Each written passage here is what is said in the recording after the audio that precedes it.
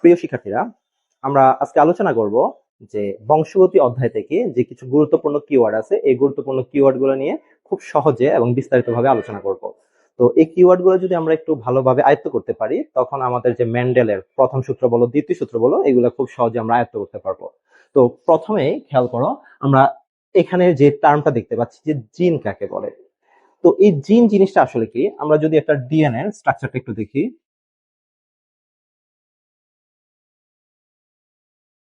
ধরো এটা একটা ডিএনএ, আর আমরা জানি ডিএনএ হচ্ছে দ্বিসূত্রক। এখন এই ডিএনএ এর মধ্যে ধরো এই জায়গাটার মধ্যে অতি সূক্ষ্ম সূক্ষ্ম কিছু অংশ আছে, এই জায়গাটার মধ্যে আছে, আবার এই জায়গাটার মধ্যে কিছু সূক্ষ্ম সূক্ষ্ম অংশ আছে।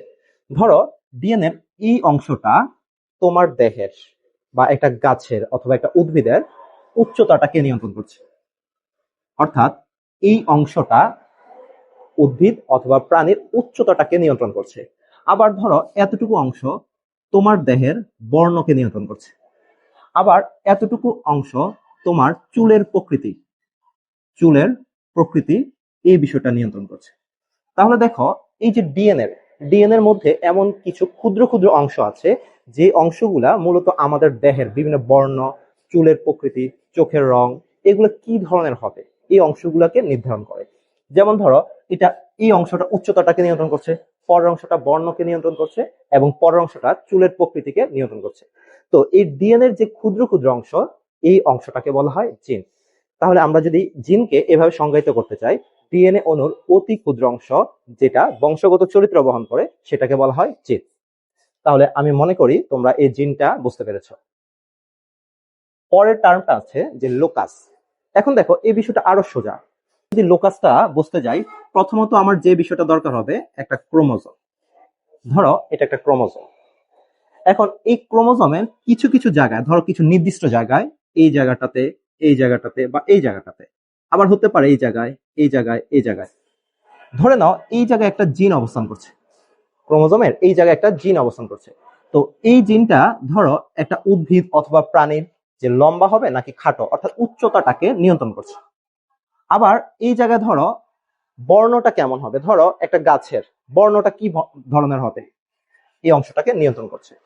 এইভাবে দেখো, একটা ক্রোমোজোমের মধ্যে কিছু জিন অবস্থান করছে, অনেকগুলা। এটা বর্ণ হতে পারে, চুলের প্রকৃতি, চোখের রং, এই সবগুলা এই ক্রোমোজোমের মধ্যে একটা নির্দিষ্ট জায়গার মধ্যে অবস্থান করছে। অর্থাৎ ক্রোমোজোমের যে জায়গায় জিন এক্স্যাক্টলি অবস্থান করে, ক্রোমোজোমের যে নির্দিষ্ট জায়গায় জিন অবস্থান করে, সেই অংশটাকে বলা হয় লোকাস। তাহলে দেখো, এটা একটা লোকাস, এটা একটা লোকাস, এটা একটা লোকাস। অর্থাৎ ক্রোমোজোমের যে জায়গায় জিন অবস্থান করে, ওই জায়গাটিকে বলা হয় লোকাস। আশা করি তোমরা লোকাসটা বুঝতে পেরেছো। পরবর্তী যে টার্মটা আমরা দেখতে পাচ্ছি, এলিল বিষয়টাকে। এখন দেখো, এলিল বুঝতে হলে প্রথমত আমাকে জানতে হবে যে হোমোলোগাস ক্রোমোজোমটা কি। যে আমাদের জানতে হবে যে হোমোলোগাস হোমোলোগাস বিষয়টা একটু খেয়াল করো।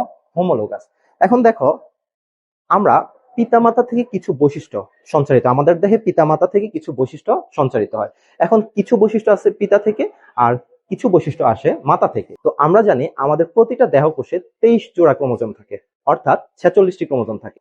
তো এখন যদি খেয়াল করো, এরকম আমি ধরে নিলাম, এটাকে ধরে নিলাম পিতার, ধরো এটা হচ্ছে পিতার 1 নং ক্রোমোজোম, আর আমি ধরে নিলাম এটা হচ্ছে পিতার 2 নং ক্রোমোজোম, ধরে নিলাম এটা হচ্ছে পিতার 3 নং ক্রোমোজোম, এটা হচ্ছে পিতার ক্রোমোজোম। আবার সেম ভাবে আমি এখানে ধরে নিলাম এটা হচ্ছে মাতার 1 নং ক্রোমোজোম, এটা ধরে নিলাম মাতার 2 নং ক্রোমোজোম, এটা আমি ধরে নিলাম মাতার 3 নং ক্রোমোজোম। এখন খেয়াল করো, আমি যদি এই পিতার 1 নং ক্রোমোজোম এবং মাতার 1 নং ক্রোমোজোমের কথা বলি, এই দুইটা ক্রোমোজোম, এই পিতার 1 নং এবং মাতার 1 নং ক্রোমোজোম, অর্থাৎ 1 এবং 1, পিতা এবং মাতা এই উভয়ের 1 নং ক্রোমোজোম একই প্রকৃতির হবে। আবার আমি যদি বলি পিতার 2 নং ক্রোমোজোম এবং মাতার 2 নং ক্রোমোজোম, এই দুইটাও একই প্রকৃতির হবে। আবার আমি যদি বলি পিতার 3 নং ক্রোমোজোম এবং মাতার 3 নং ক্রোমোজোম, এই দুইটা ক্রোমোজোমও একই প্রকৃতির হবে। অর্থাৎ পিতার 1 নং ক্রোমোজোম এবং মাতার 1 নং ক্রোমোজোম, আবার পিতার 2 নং ক্রোমোজোম, মাতার 2 নং ক্রোমোজোম, এবং মাতার 3 নং ক্রোমোজোম এবং পিতার 3 নং ক্রোমোজোম একই প্রকৃতির হবে। এই যে একই প্রকৃতির ক্রোমোজোম গুলাকে বলা হয় হোমোলোগাস। কিন্তু আমি যদি বলতাম পিতার 1 নং ক্রোমোজোম এবং মাতার 2 নং ক্রোমোজোম, তখন কি তারা একই রকম হতো? না, তখন কিন্তু তারা একই রকম হতো না, এই ভিন্ন রকম হতো। আর এই ভিন্ন রকম ক্রোমোজোমটাকে বলা হয় হেটারোলোগাস।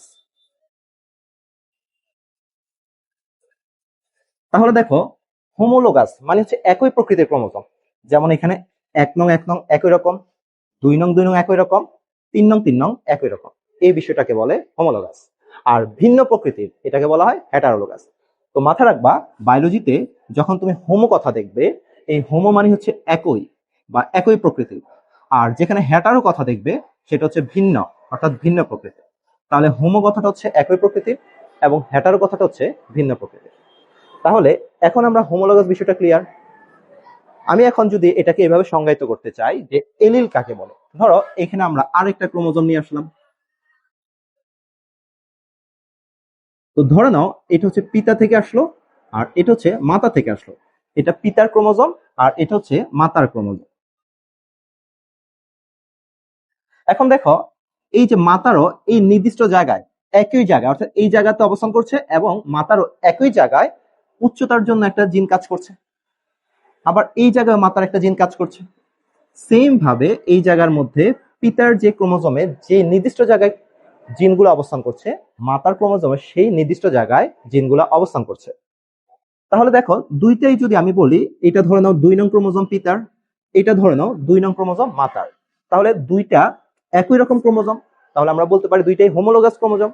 এখন এই হোমোলোগাস ক্রোমোজোমের যে নির্দিষ্ট জায়গায় জিনগুলো অবস্থান করে, এই জিন দুইটাকে পরস্পরের বলা হয় এলিল। তাহলে আমি যদি এটাকে সংজ্ঞায়িত করতে চাই যে হোমোলোগাস ক্রোমোজোমের নির্দিষ্ট লোকাসে অবস্থানকারী জিনগুলোকে পরস্পরের এলিল বলা হয়। তাহলে ধরো, এই যে এটা উচ্চতার জন্য এই জায়গায় একটা জিন কাজ করছে, আবার এই জায়গায়ও উচ্চতার জন্য একটা জিন কাজ করছে, তাহলে এই জিনকে এই জিনের বলা হবে এলিল, অথবা এই জিনকে বলা হবে এই জিনের এলিল। তাহলে সমস্ত ক্রোমোজোম অথবা হোমোলোগাস ক্রোমোজোমের নির্দিষ্ট লোকাসে অবস্থানকারী এই জিন দুইটাকে পরস্পরে বলা হবে এলিল। আশা করি তোমরা এলিল বিষয়টা ক্লিয়ার। এখন আসো হোমোজাইগাস। এই হোমোজাইগাস বিষয়টা কি? দেখো, আমরা যদি ধরে নেই, ধরো একটা মটরশুঁটি গাছের কথা যদি আমরা বিবেচনা করি, এই মটরশুঁটি গাছের উচ্চতার জন্য যদি আমি একটু জিনকে বিবেচনা করি, ধরে নাও মটরশুঁটি গাছের উচ্চতা নিয়ে আমরা এখন কথা বলবো। এই মটরশুঁটি গাছের উচ্চতা নিয়ে যদি আমি কথা বলি, দেখো এই মটরশুঁটি গাছের লম্বা বৈশিষ্ট্যের জন্য আমরা ধরে নিলাম একটা জিনকে, যেটা ক্যাপিটাল টি, আর খাটো বৈশিষ্ট্যের জন্য আমি ধরে নিলাম স্মল টিকে ধরে নিলাম। এখন খেয়াল করো, যখন এই যে জিন, এটাকে ধরে নিলাম আমরা একটা জিন, তাহলে এই যে যখন যখন এই দুইটা জিন একই প্রকৃতির হবে, খেয়াল করো, যখন দুটি জিন একই প্রকৃতির হবে তখন সেটাকে বলা হয় হোমোজাইগাস। যখন দুটি জিন একই প্রকৃতির হবে, যখন দুটি জিন একই প্রকৃতির হবে তখন এটাকে বলে হোমোজাইগাস। তাহলে এটা হতে পারে, অথবা এটাও কিন্তু হোমোজাইগাস হতে পারে। যেমন দেখো, এটা খাটো বৈশিষ্ট্যের জন্য দায়ী, এটা হচ্ছে খাটো বৈশিষ্ট্যের জন্য দায়ী। তাহলে এই দুইটা জিন কিন্তু একই প্রকৃতির, তাহলে এটাকে আমরা বলবো হোমোজাইগাস। কিন্তু যদি এমন হয় যে একটা ক্যাপিটাল টি একটা স্মল টি, তাহলে এখানে দেখো দুইটা জিন কিন্তু ভিন্ন প্রকৃতির, তাহলে দুইটি জিন যদি ভিন্ন প্রকৃতির হয় তখন আমরা সেটাকে বলবো হেটারোজাইগাস। সেটাকে আমরা বলবো হেটারোজাইগাস। তাহলে হোমোজাইগাস হচ্ছে যখন দুটি জিন একই প্রকৃতির হবে, তাহলে এটা হতে পারে দুইটা ক্যাপিটাল, হতে পারে দুইটা স্মল, অর্থাৎ জিন দুটি একই প্রকৃতির হতে হবে। আর হেটারোজাইগাস যখন দুটি জিন ভিন্ন প্রকৃতির হবে তখন সেটাকে আমরা বলবো হেটারোজাইগাস। পরবর্তীতে আমরা যেটা দেখতে পাচ্ছি যে প্রকট বৈশিষ্ট্য। এখন দেখো, আমরা যে এখানে মটরশুঁটি গাছের জন্য একটা বৈশিষ্ট্যকে লম্বা ধরে নিলাম আর একটা বৈশিষ্ট্যকে খাটো ধরে নিলাম। এখন ধরো, যখন প্রথম সংকরায়ন হইলো, ধরো হেটারোজাইগাস জীবে, এই যে এখানে একটা হেটারোজাইগাস জীব ধরে নিলাম, এটা একটা হেটারোজাইগাস জীব। কেন হেটারোজাইগাস বললাম? কারণ এইখানে জিন দুইটি পরস্পর ভিন্ন রকম। যেহেতু ভিন্ন রকম, জিন দুইটা পরস্পর ভিন্ন রকম হলে আমরা জানি সেটা হচ্ছে হেটারোজাইগাস। এই হেটারোজাইগাস জীবে যে বৈশিষ্ট্যটা প্রকাশ পাবে, তাহলে ধরো এখানে এই লম্বা বৈশিষ্ট্যটা প্রকাশ পেল, তাহলে কোন জীবে? হেটারোজাইগাস জীবে যে বৈশিষ্ট্যটা প্রকাশ পাবে সেই বৈশিষ্ট্যটাকে বলা হয় প্রকট বৈশিষ্ট্য। তাহলে যদি লম্বা বৈশিষ্ট্যটা প্রকাশ পায় তাহলে এটা হচ্ছে প্রকট। আর ধরো এটা হচ্ছে খাটো বৈশিষ্ট্য, যে বৈশিষ্ট্যটা প্রকাশ পায়নি সেটাকে বলা হয় প্রচ্ছন্ন বৈশিষ্ট্য। তাহলে হেটারোজাইগাস জীবে যে বৈশিষ্ট্যটি প্রকাশ পায় সেটাকে বলে প্রকট, আর যে বৈশিষ্ট্যটি প্রকাশ পায় না সেটাকে বলা হয় প্রচ্ছন্ন বৈশিষ্ট্য। আশা করি তোমরা বোর্ডে যে কিওয়ার্ড গুলো আছে এগুলো সকলেই বুঝতে পেরেছো। তো দেখা হবে নতুন আরেকটি টিউটোরিয়ালে। ভালো থাকো, সুস্থ থাকো, আল্লাহ হাফেজ।